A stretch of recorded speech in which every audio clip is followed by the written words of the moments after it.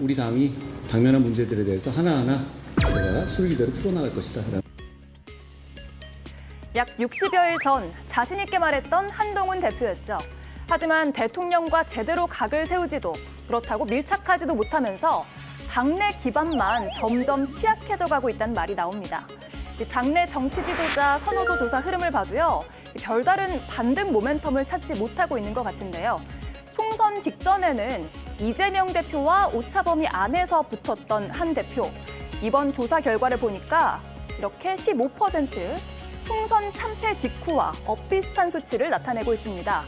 반면 이재명 대표에 대한 선호도는 사법 리스크 등 악재 속에서도 큰 흔들림이 없는 양상입니다.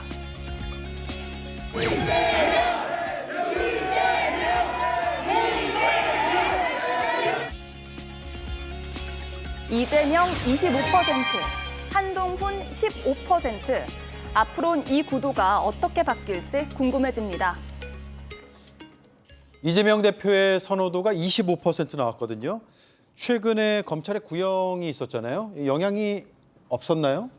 뭐 이미 다 수렴됐었다고 봐야죠. 그동안 예. 2년 반 동안 대선이 끝나고 난 다음에 뭐 외국에 갔다 와라 뭐 이런 여러 가지 얘기들도 있었지만 바로 당대표로 나오게 됐고 그 과정에서부터 굉장히 험난했죠. 당 내부도 험난했지만 일단 검찰의 사정 권력이 굉장히 광범위한 압수수색을 하게 되면서 이재명 대표뿐만 아니라 그 가족들, 그 측근들 굉장히 광범위하게 받았거든요. 그 측근들까지도 굉장히 많이 받았는데 그러한 고초들을 겪는 이 과정을 통해서 오히려 지지층은 더 단단해진 거 아니냐 이런 생각이 들고 그다음에 윤석열 정부에서 들어와서 법치와 뭐 공정 이런 것들을 강조했지만 본인들의 가족과 대통령과 관련된 이러한 여러 가지 의혹들에 대해서는 그게 결국에는 제대로 집행되지 않는 모습을 보여줬단 말입니다. 그런 거라도 좀 제대로 됐었다 그러면 아마 저 부분에서 좀 빠질 수도 있었을 겁니다. 네. 그렇지만 지금 전혀 그런 모습들을 보여주지 못했고 오히려 이재명 대표 측면에서는 더 단단하게 만들어주는 그리고 최근에 문재인 대통령까지 이 손을 뻗치면서 수사망을 넓혀가면서 오히려 더 갈등의 요소가 있었던 지점마저도 오히려 걷어내고 더 단단하게 만들어주는 그런 거름 역할을 했던 것이 아닌가 이렇게 생각합니다. 예. 한동훈 대표의 선호도는 반면에 15% 올해 초에 꽤 높게 나오다가 총선 직전에 보면 3월 첫째 주에는 24대 23, 뭐 앞서거니 뒤서거니 오차범위 안에 있어서 표현하기는 좀 그렇습니다만 거의 붙었어요. 그랬는데 그 뒤에 총선 뒤로는 쭉 벌어지고 좀처럼 좁히지 못하고 있는 상황이거든요. 어떤 이유가 있을까요? 일단 저는 먼저 한국갤럽의 여론조사 방식을 잘 봐야 됩니다. 한국갤럽은 차기 그 정치 지도자 질문을 자유응답형으로 하고 있습니다. 자유응답. 이 자유응답이라는 것은 말 그대로 질문자가 보기를 주지 않습니다. 차기 정치 지도자가 누구라고 생각하면 사람들 기억 속에 있는 이름을 스스로 얘기하게끔 유도하게 돼 있습니다. 이런 방식은 기억에 각인돼 있는 사람이 더 유리하게 돼 있습니다. 아, 문항이 없이 문항이 없습니다. 자유롭게 얘기한다. 예, 그렇습니다. 이렇게 되면 통상적으로 정치 경력이 긴 사람이거나 대중적 노출도가 높은 사람이 유리하게 돼 있습니다. 이재명 대표는 직전 대선 후보였죠. 동시에 미디어 노출도 굉장히 많았음에도 불구하고 거기다가 송구스럽지만 저희 당이 국민의힘이 최근에 계속 연이은 악재가 많아서 당 지지율도 많이 떨어진 상황이었기 때문에 민주당, 즉 이재명 대표에게 굉장한 유리한 상황이었습니다. 그럼에도 불구하고 이재명 대표의 지지율이 생각보다 높지 않았습니다. 그 말인 즉슨 국민들 각인 속에는 사법 리스크가 이재명 대표 하면 사법 리스크가 각인되어 있다는 의미라고 저는 해석을 합니다. 그리고 한동훈 대표 지지율이 많이 낮은 거 15% 많이 떨어졌다고 하시는데 저는 사실 한동훈 대표니까 15% 나왔다고 생각을 합니다. 지금 저희 당이 지지율 반등할 요소가 뭐 많이 부족하고 뭐 국민들께 지지를 호소하는 것도 송구한 상황에서 한동훈 대표가 가지고 있는 그래도 여전히 희망이나 한동훈 대표에게 어떤 기대를 걸고 있기 때문에 저런 지지율이 나왔다고 생각을 하고요. 앞으로 저런 뭐 한동훈 대표 지지율뿐만 아니라 저희 정당의 지지율이 조금 더 올라갈 수 있도록 많이 노력하겠습니다. 네. 자, 조국 대표 이준석 의원의 지지율도 잠깐만 짚어볼게요. 한가선 의원님. 네. 아직 뭐 4% 정도 나왔죠? 네. 높게 나오고 있는 상황은 아니에요. 네. 하지만 조국 대표님께서 이제 누누이 이야기하셨듯이 본인은 이제 여전히 정치 초보자이고 막 시작을 하셨고 그리고 부족한 점이 많다라고 말씀을 하시거든요. 그리고 공식적으로 출마 선언을 하지도 않은 상황에서 이렇게 벌써 4%나 나온다는 것에 오히려 저는 감사해야 되는 상황이라고 생각을 하고요. 예. 그리고 이제 사법 리스크 이야기도 많이 나오고 이제 여러 가지 리스크 등이 앞으로 여러 후보자분들께 변수가 될 것 같은데 저는 그런 부정적인 리스크 외에도 얼마나 앞으로 민생 현안에 대해서 잘 이제 인지하고 있고 좋은 정책을 도입하느냐에 따라서 민심이 크게 이제 변화하는 그런 긍정적인 변수도 앞으로 많을 거라고 생각을 하고요. 제가 이 한국갤럽 여론조사에서 흥미롭게 본 부분은 의견을 유보하겠다라는 의견이 40%였기 때문에 네. 앞으로 이런 민심을 어떻게 민생을 잘 다루면서 끌어올 것인지가 관건이라고 생각합니다. 예. 이준석 의원은 어떤 돌파구가 있을까요? 일단 이 수치를 보면서 상당히 좀 반성을 많이 하게 됩니다. 왜냐하면은 참 좋은 원석을 가지고도 우리가 세일즈를 너무 못하고 있는 건 아닌가라고 당내에서 좀 반성을 하게 되고요. 네. 왜냐하면은 보십시오. 저희 이재명 대표나 조국 대표나 우리 사법 리스크를 정면으로 받고 있는 분들이고 한동훈 대표 역시 윤석열 대통령의 아바타라는 거를 아직 벗어나지 못하고 있는 상황인데 그럼에도 불구하고 이준석 대표 3%밖에 안 나온다. 이거는 저희가 정말 좋은 원석을 너무 세일즈를 못한다라는 좀 이준석 예. 의원의 잘못이 아니라 당의 잘못이다. 그렇죠. 저희가 좀 더 열심히 세일즈를 해야 되겠다라는 생각을 좀 하고요. 이준석 대표의 경우는 3%가 나오긴 하지만 사실은 저기서 주목을 해주셨으면 하는 게 이준석 대표 본인의 의지와는 상관없이 사실은 보수축 후보로 좀 분류가 돼요. 그렇게 해가지고 보수축 후보로만 따로 놓고 보면은 사실 이준석 의원의 저런 지지율은 어느 정도 의미를 가져갈 수가 있습니다. 네. 이제 그런 부분에 있어서 우리가 좀 미래를 생각하고 올바른 정도 정치를 계속 해나가고 청년들을 생각하는 그런 모습만 계속해서 정도를 걸어간다면은 제가 보기에 시간은 결국 이준석 편이 아닐까 그렇게 좀 보고 있습니다. 네. 자, 저희가 네 분의 패널 분들하고 얘기를 하면서 이렇게 대선 주자 지지율로 고르게 얘기한 건 처음인 것 같아요. 재밌습니다. 네, 항상 숫자가 재밌어요. 명확하고. 그런데 이재명 대표의 지지율이 지금 제일 높게 나오긴 하는데 여당에서 그런 목소리가 나오죠. 이제 사법 리스크가 현실화되면 이거 완전히 달라질 것이다라는 것인데 이재명 대표는 오늘 대장동 사건으로 재판에 나와서 취재진의 질문에 답을 하지 않았습니다.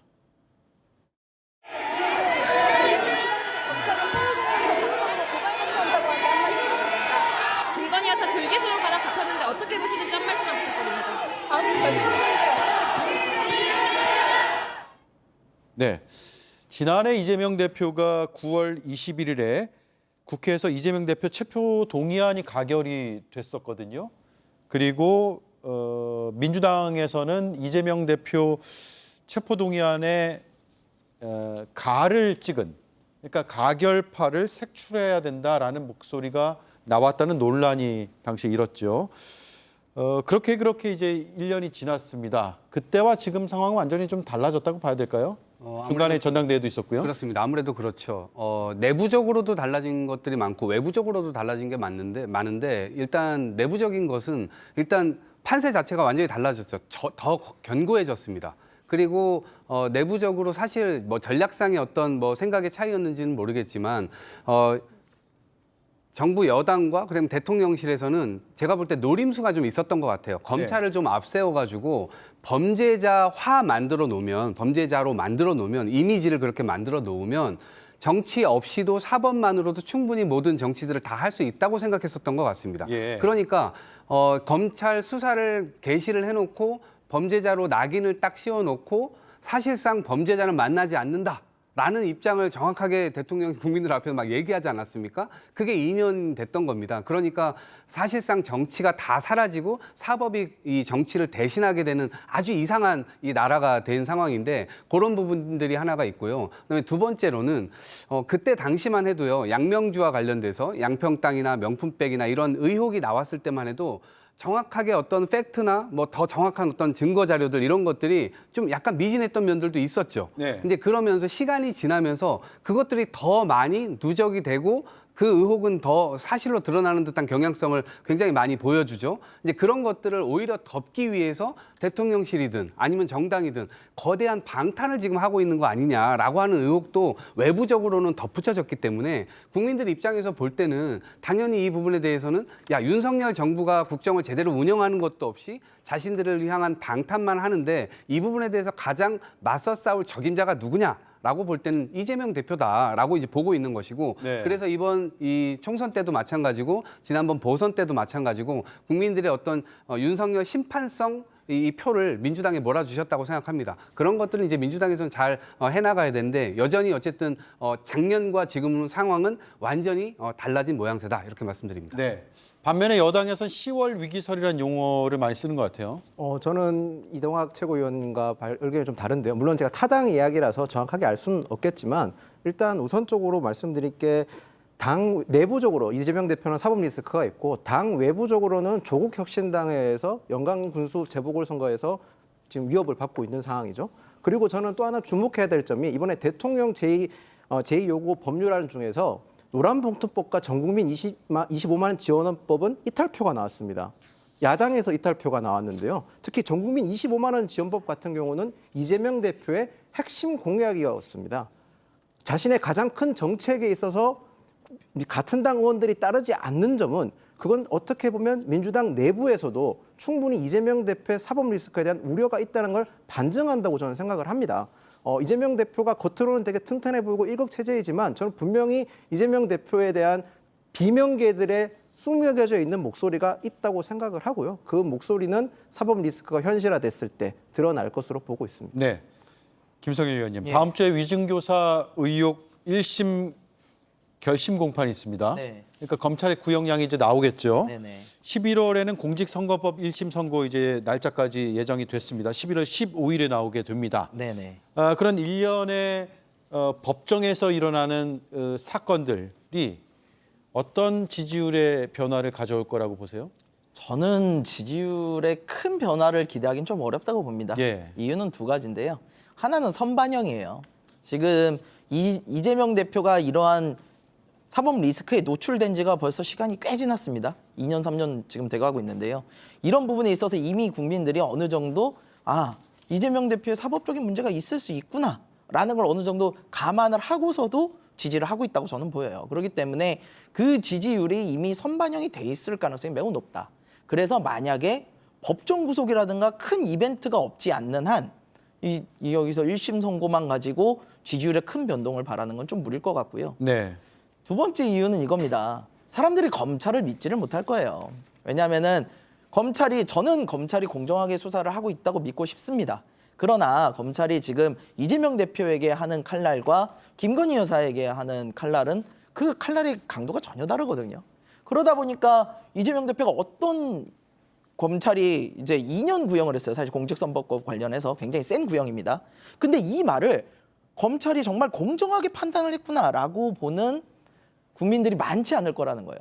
이렇게 날카롭게 할 거면은 김건희 여사한테도 똑같이 해야지. 김건희 여사한테는 제대로 안 하고 이렇게 이재명 대표한테만 세게 한다라고 하는 건 이미 정쟁적인 요소를 불러일으키고 검찰 스스로의 자신의 신뢰를 깎아먹는 행위죠. 예. 그러면은 이제 결과가 나온다 하더라도 우리 국민들이 보기에는 이거 검찰에서 참 이게 정쟁적으로 죽이려고 하는 것이 아니냐라는 오해를 사기가 쉽다는 거죠.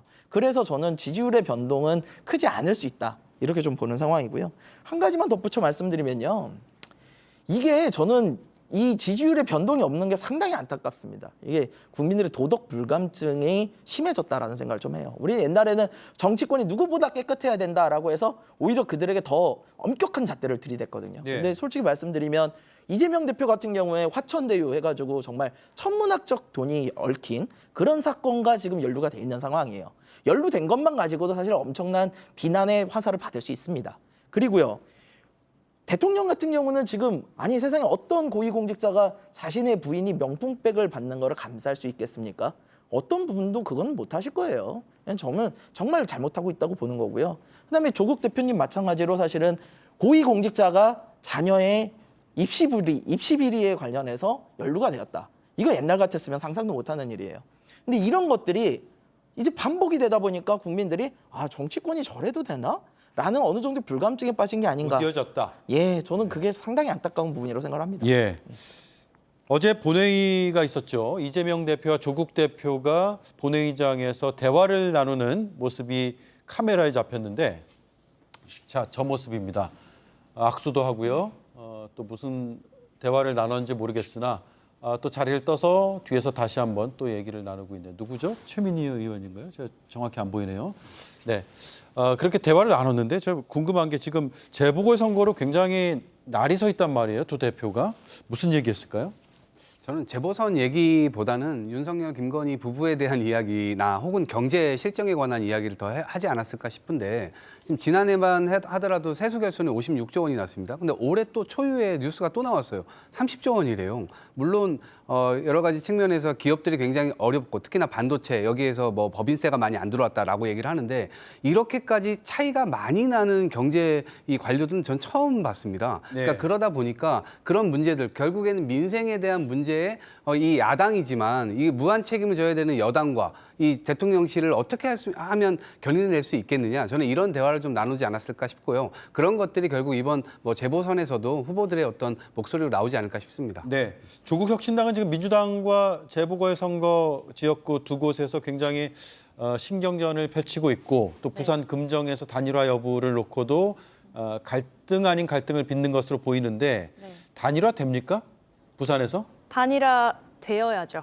그리고 되어야 된다. 네, 그리고 오늘 오전에 조국혁신당의 황현선 사무총장님께서 기자간담회를 진행을 하셨는데 거기서 또 강조를 하셨던 부분이 결국에 더불어민주당과 조국혁신당은 크게 보면 윤석열 정권이 지금 잘못하고 있는 부분을 심판을 해야 하는 그런 파트너십을 갖고 있고 그걸 또 확인할 수 있는 부분이 이번 10월에 진행되는 재보궐 선거이기 때문에 결국에는 부산에서 이제 금정구청장 후보 단일화를 해야만 그걸 또 진행할 수 있는 부분이기 때문에 저는 두 정치 지도자께서 그렇게 이야기를 나눈 건 아무래도 후보 단일화에 대한 이야기가 아니었을까 그렇게 생각을 해봤습니다. 오늘 민주당 최고위원 회의에서 구약 성경이 등장을 했습니다.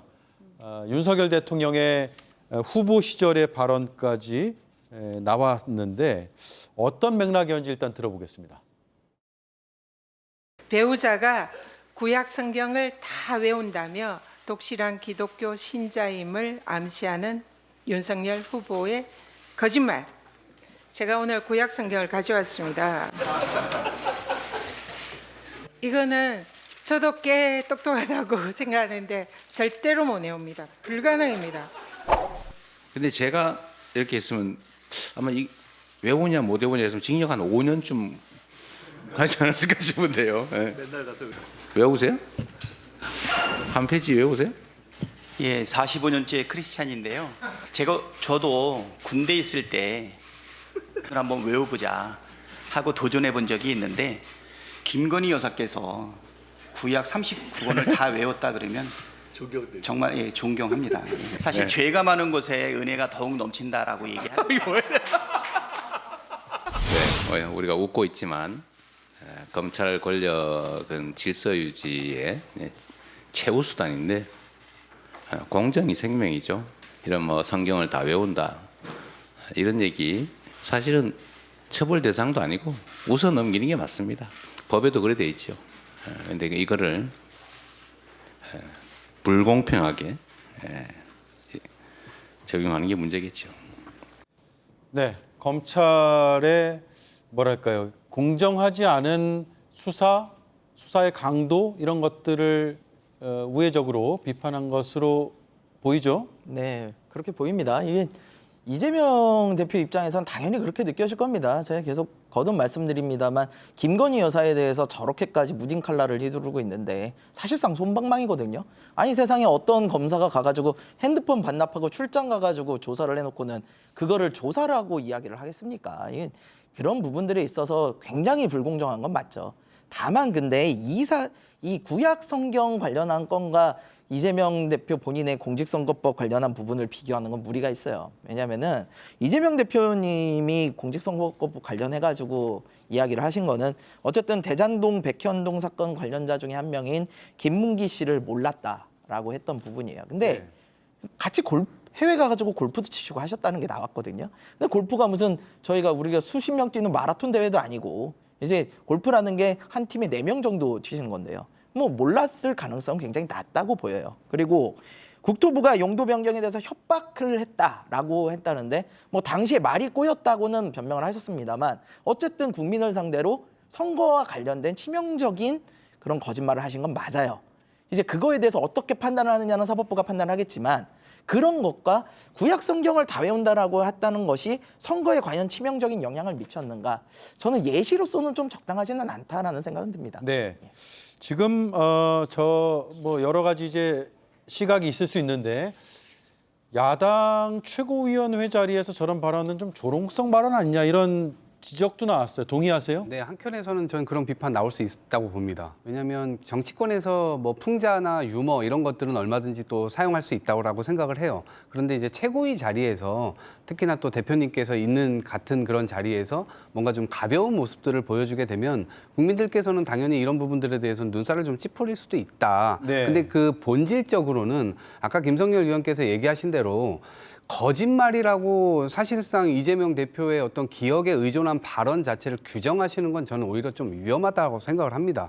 그러니까 검찰이 누군가에게 상대적인 어떤 이 잣대를 적용하게 되면 당연히 누군가에게는 이게 고초가 될 것이고 누군가에게는 그냥 완전히 솜방망이가 되는 것인데 지금 그 지점들을 사실상 지적하기 위해서 오늘 성경책도 등장하고 구약도 등장하고 한 것이어서 그런 측면에서 좀 이해될 측면이 있다라고 보여지고요. 또 하나 말씀드리면 윤석열 대통령의 경우는 후보 시절에 이미 아까 제가 말씀드린 대로 이 손해 난 통장의 어떤 이 통장을 보여주지 않았습니까? 4천만 원 손해 봤다고. 근데 네. 1차 주가 조작범으로부터 5회에 걸쳐서 4,700만 원 다 송금 받잖아요. 그러니까 손해 난 걸 그대로 메꿔주는 그런 경우가 있습니까? 이런 건 말도 안 되는 거죠. 그러니까 결국 10원 한 장 10원 한 장 이득 본 거 없다라고 대선 후보 시절에 윤석열 대통령 후보도 말씀을 하셨으니까 이런 지점에서 등가적으로 그럼 똑같이 평등한 건가? 이거는 당연히 따져 물어볼 이 필요가 있다라고 네, 생각합니다. 공평성, 공정성은 문제 제기는 충분히 할 만하다. 김인영 의원님은요? 네. 뭐 저는 저 최고위원회 회의를 뭐 민주당은 야당이지만 절대 다수 의석수를 가지고 있는 야당이지 않습니까? 180석의 의석수를 국민들께서 주셨을 때는 그만큼 큰 권한을 부여했는데 최고위원은 어쨌든 민주당 최고 의결 기구인데 저기서 저런 식의 아무리 영부인에 대한 여론이 좋지 않지만 조롱성 발언을 하는 것 자체가 결국 국회는 협의를 해서 운영하는 건데 협의를 하지 않겠다는 의사로 보이거든요. 네. 민주당이 그 거대한 힘을 올바르게 쓰려면 조금 더 진정성 있는 모습을 보여야 한다고 생각을 합니다. 네, 엄중한 시기에 진중성이 필요하다라는 말씀이죠. 여기까지 듣고 마무리하죠. 네 분 말씀 잘 들었습니다. 감사합니다. 감사합니다.